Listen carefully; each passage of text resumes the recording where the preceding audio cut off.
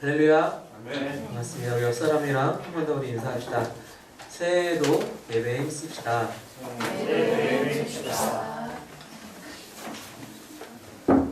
교회 소식을 잠깐 나누겠습니다. 우리가 이제 공개 수련회를 준비하고 있습니다. 주보도에 보시는 것처럼 예정된 날짜가 있는데 하나님은 그렇게 하실 거니까 우리는 단순히 믿고 신뢰하고 순종하면 된다라는 것입니다. 여러분 단 한 번이라도 하나님의 섭리가 여러분의 이성으로 이해가 된 적이 있으십니까? 없어요. 제 삶에서는 없었어요. 제 삶에서는 하나님이 놀라운 방식으로 일을 하실 때 단 한 번도 저의 이성에 들어맞았던 적이 한 번도 없어요. 아, 하나님이 복을 이렇게는 주실 수 있을 거야. 아, 내 생각에는 하나님이 이렇게 이 문제를 해결하지 않으실까? 아니요, 한 번도 그런 적이 없었어요. 전혀 예상치 못한 방법으로, 사람이라면 할 수 없는 방법으로, 사람이 절대로 결과를 예상할 수 없는 방법으로 하나님이 일을 이루신다는 것입니다. 여러분, 우리가 1년 전만 해도 이렇게 잘 준비되어 있는 성전에 이전해서 예배드릴 수 있을 거라고 생각했었습니까? 전혀 생각하지 못했어요. 6개월 전만 해도 이제 우리가 곧 저 장지동에서 계약 기간이 다 됐으니까 빨리 나가야지 라고 했을 때조차도 이런 장소 예측했습니까? 전혀 못했어요.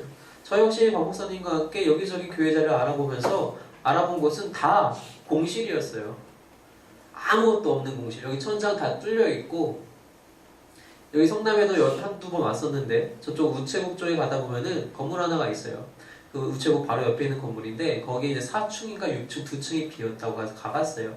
하나는 호프집 했던 자리였고 하나는 무슨 법무사 사무실에 잡혀있는데 둘 다 뻥뻥 뚫려있어요. 건물이 벽이 꺼놓고 천장도 지저분하고 다 공사를 다시 해야 되는 그런 곳들만 보게 됐어요. 의자 다 있고 뒤에 십자가 있고 방음시설 다 돼 있고 공간 나뉘어져 있고 수도까지 있는 곳에 우리가 올 줄이란 것 한 번도 생각을 못했어요. 하나님은요 절대로 사람이 쉽게 예측할 수 있는 방식으로 일하지 않으십니다. 우리가 생각할 때 그건 모순이고 불가능이지만 하나님은 그것은 아무런 상관이 없으세요. 하나님은 그냥 당신의 섭리대로 일하실 뿐입니다. 우리는 단지 신뢰하고 순종하기만 하면 된다는 것입니다. 이 신뢰가 중요해요. 이 신뢰가 정말 키워드예요. 순종을 위해서 이 신뢰가 있어야 합니다. 바로 이것이 아브라함이 했던 순종이라는 것입니다. 하지만 아브라함만 이 22장에서 순종을 하였느냐? 그렇지 않습니다. 그 아들 이삭의 순종도 역시 있었습니다. 이삭은요, 아까 우리가 말씀에서 2절 말씀에서 하나님께서도 말씀하신 것처럼 아브라함이 정말로 사랑하는 아들이었어요. 당연히 본인 스스로도 알고 있었어요. 아버지가 나보다 이스마엘 형보다 나를 더 사랑하셔. 당연히 알고 있죠. 사랑받는 존재는 자기가 얼마나 큰 사랑을 받고 있는지 알게 돼요. 내가 정말 아버지의 정말 가장 아끼신 아들이구나. 그런 아들이 같이 아버지가 어딜 가자고 해요. 좋아요 아버지, 함께 가요. 가는 길에 갑자기 같이 가던 종 2명을 물리세요. 이제 너랑 나랑 둘이서만 가자. 그리고 너가 이 나무 땔감들을 지어라. 지고 갑니다. 아버지가 나한테 이렇게 험한 일 시키신 적이 없는데 왜 또 이걸 지으라고 하시지? 어쨌든 지라고 하시니까 또 지고 갑니다. 그리고 제사를 드려야 할 딱 그 자리에, 가장 좋은 자리에 딱 왔을 때 아무것도 없었어요. 어린 양이 없었고 단지 제사를 드릴 제단 터만 있고 그 나무 땔감만 있고 불씨만 있어요. 그랬더니 아버지께서 나에게 오시더니 내 몸을 묶으시고 결박을 하시는 거예요. 이삭이 그러한 당하게 됐을 때 당시의 나이는 10대 정도의 나이였을 겁니다. 아브라함이 100세 때 아들을 낳게 되죠. 이삭을 낳게 되죠. 그리고 같이 걷고 오랜 시간을 걷고 땔감을 지고 또 말을 해서 아버지 어린 양은 어디 있나요? 이 정도의 질문을 할 정도면은 꽤 나이가 되었을 거예요. 그럼 여러분 생각을 해봅시다. 10대의 나이예요. 10대의 소년입니다. 그리고 아브라함은 110 몇 세겠죠. 100세에 나왔으니까 할아버지예요. 자신의 몸을 묶고 있을 때 아무리 바보가 아닌 이상 이삭은 알게 돼요. 나구나. 오늘 죽어야 할 생명은 나구나.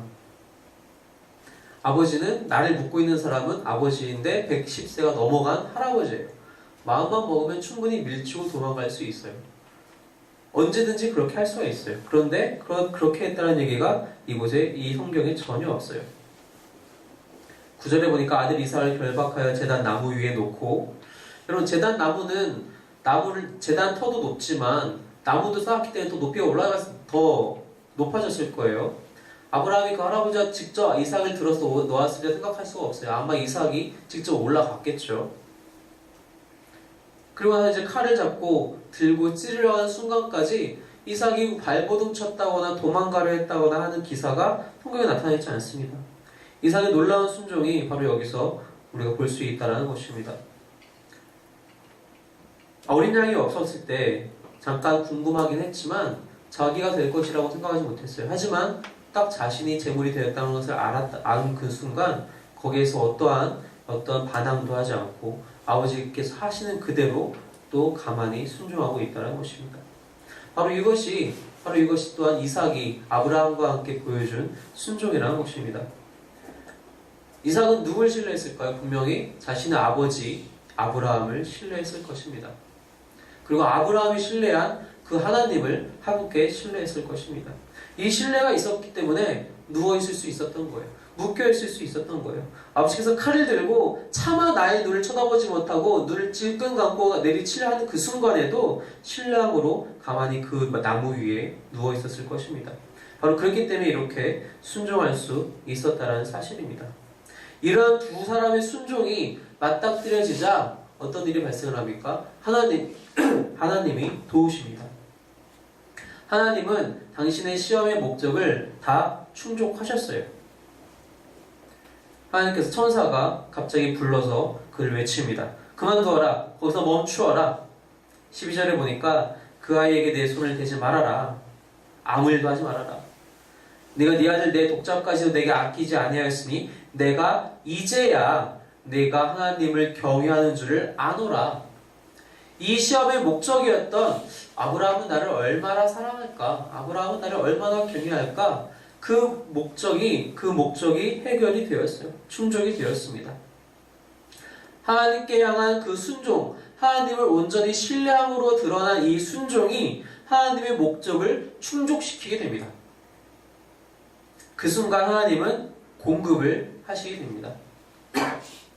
그 말씀을 듣고 여기서 멈추라는 말씀을 듣고 이제 아브라함이 눈을 들어 살펴보니 순양이 보이게 돼요. 하나님의 천사가 야 저기 보면 순양이 있거든. 그걸 대신 잡아. 절대 알려주거나 가르쳐주거나 하지 않아요. 그냥 봤더니 그곳에 우연히 순양이 있어요. 그리고 아무도 얘기하지 않았지만 아브라함은 그 순양을 대신 이삭 대신에 바치게 됩니다. 여러분 성경에서요 우리가 중요하게 봐야 될 단어 중에 한 가지가 무엇이냐면은 우연이라는 단어예요. 그 우연이라는 단어가 실제로 활자화돼서 성경에 찍혀있을 때도 있고 이러한 사건처럼 우리가 우연히 이렇게 발견이 되었구나 라고 우리가 알게 되는 그런 경우가 두 가지가 있는데 어느 때든지 상관없이 성경에서 우연이라는 것이 발견이 되면 그것은 모두가 하나님의 섭리입니다. 성경 기자는 우연이라는 단어를 사용해서 기록을 해요. 그 이유는 이것은 사람의 계획대로 된 것이 아니다라는 것을 드러내 보이기 위해서 그런 것 뿐이에요.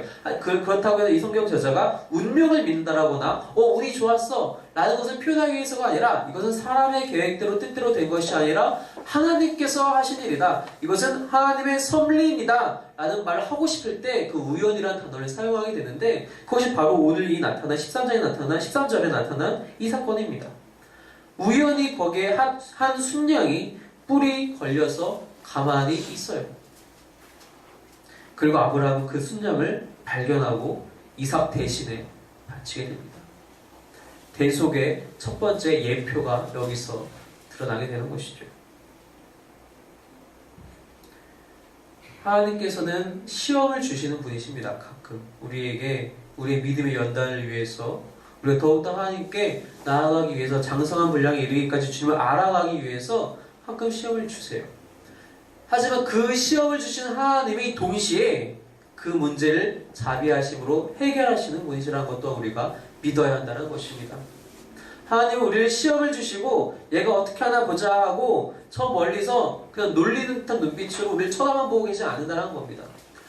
우리에게 시험을 주시고 그 문제를 해결할 것까지 다 마련해 놓으시고, 자, 이제 나에게 순종하렴, 나의 말을 잘 듣고 나를 믿으렴, 나를 따라오렴, 나를 신뢰하렴. 바로 그러한 자들에게는 그 키를, 그 시험을 이겨낼 수 있는 열쇠까지 하나님께서 분명히 주신다라는 사실입니다. 그렇게 하나님의 공급은 여기서 맞춰지느냐? 그렇지 않아요. 눈앞에 있는 순양이 아브라함에 주어진 모든 은혜가 아니란 것입니다. 하나님의 목적이 충족이 되고 바로 그 즉시로 하나님의 공급하심이 발견된 이후에 하나님은 다시 한번 약속을 하십니다. 그것이 바로 15절에서 18절까지의 말씀입니다. 하나님께서 약속하시기를 내 아들 내 독자도 아끼지 아니하였으니 17절에 내가 내게 큰 복을 주고 내 씨가 크게 번성하여 하늘의 별과 같고 바닷가의 모래와 같게 하리니 내 씨가 그 대적의 선물을 차지하리라. 또 내 씨로 말미암아 천하 만민이 복을 받으리니 이는 내가 나의 말을 준행하였음이니라. 그 이전에 주셨던 약속보다 훨씬 더 구체적인 약속을 여기서 다시 한번 확증하십니다. 바로 이 사건이 신약에 나타난 그리스도의 십자가 사역을 우리 가운데 보여주고 있다는 것입니다. 예수님의 그 놀라운 순종, 사람으로서는 도저히 예상할 수도 없고 할 수도 없는 그 놀라운 순종을 예수님께서 보여주십니다. 스스로는 죄가 없으신 분이신데도 불구하고 그 죄를 다 자기 것인 양 지고 가신 분이 예수님이셨어요. 여러분, 우리 이 자리에 앉아 저를 포함한 우리들이 내 옆 사람의 죄 때문에 내가 다시 대신 감옥에 들어가야 되는 상황이 발생한다면 여러분 그렇게 하실 수 있으십니까? 한 일주일 구치소에 들어가는 것이 아니라 여러분의 평생을 25년, 50년 무기징역을 대신 들어가야 한다면 여러분 그럴 수 있으시겠습니까? 그럴 수 없죠. 부모님이라면 자녀를 위해서 가능할지도 모르겠어요. 부모님의 사랑 그 정도로 대단한 것이니까요. 하지만 사람으로서는 그것이 정말 힘듭니다. 가능하지가 않아요. 하지만 예수님은 우리 모두의 죄악을 대신 지고 가실 그 순종을 선택하셨다는 것입니다. 예수님한테 그것이 정말 쉬운 일이었느냐? 아니에요. 그리고 복음서를 보면 알다시피 겟세마네에서 예수님께서 피땀 흘려서 기도하실 때 하신 기도가 아버지, 이 잔을 내가 피할 수 있다면, 아버지 원하신다면 치워주세요. 너무 힘들 것 같아요. 하지만 아버지의 뜻이기 때문에 제가 순종하겠습니다. 제가 제 뜻대로 하지 않게 하여 주시옵소서. 아버지 뜻대로 하게 하여 주시옵소서. 그게 예수님의 순종이었다는 것입니다. 그 순종이 행하여지고 그 대속의 모든 제물이 바쳐진 이후에 하나님께서는 약속을 하세요. 어떤 약속을 하십니까? 우리도 모두 예수님과 같이 부활할 수 있다라는, 새 생명을 얻을 수 있다라는 그 약속을 우리에게 주십니다. 우리의 죄가 다 해결된 것은 그 순간 즉각 거주적으로 우리에게 공급이 되었고, 그분을 믿는 모든 자들은 마지막 날에 예수님이 부활하신 것과 같이 새 생명을 얻을 수 있다는 그 소망을 우리 가운데 다시 한번 약속하셨다는 것입니다. 이것이 바로 예수님께서 보이신 십자가의 순종, 즉 하나님을 신뢰함으로 나타난 순종이라는 것입니다. 여러분, 이 신뢰가 여러분들에게 있기를 소망합니다. 아버지께서는 분명히 여러분들을 지키고 보호하시는 분이십니다. 여러분들에게 주신 은혜들을 아무 이유 없이 괜히 뺏으시는 분이 아니라는 것입니다. 여러분들의 믿음을 위하여서, 아버지께로 나아가는 그 발걸음을 위하여서, 더욱더 강건한 발걸음이 되기 위하여서 그것을 잠시 빼앗아가는 것처럼 보이기만 할 뿐, 우리 아버지께서는 절대로 그저 말없이 이유 없이 뺏으시는 분은 아니라는 것입니다. 신뢰하시기 바랍니다. 그 신뢰 이후에 순종하시기 바랍니다. 그 순종 가운데 하나님께서 채우심을 발견하시기 바랍니다. 이 채우심은 단순히 우리의 건강이나 우리의 물질 채우심을 말하는 것이 아니라 우리에게 하나님의 평안을, 약속을 다시 채우시는 것임을 믿으시기 바랍니다. 여러분, 세상의 것으로 체험받으려고 욕심부리지 마세요. 하나님의 것으로 체험받으시는 것을 기대하시고 소망하시기 바랍니다. 바로 그렇게 행했기 때문에 아브라함은 하나님께 직접 아브라함은 나의 친구다 라는 단 한 명밖에 없는, 한 번밖에 없었던 칭호를 받게 됩니다. 말씀 같이 읽어볼까요? 이사야 말씀입니다. 이사야 41장 8절 말씀입니다.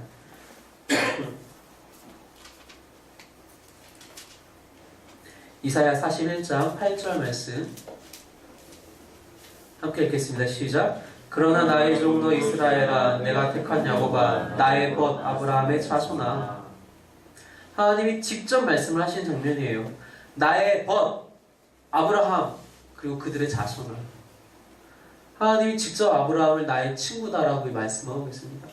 이러한 순종이 있었기 때문에, 이러한 신뢰가 있었기 때문에 가능했다는 것입니다. 여러분, 하나님만을 신뢰하시기 바랍니다. 세상 어느 것도 신뢰할 대상이 없습니다.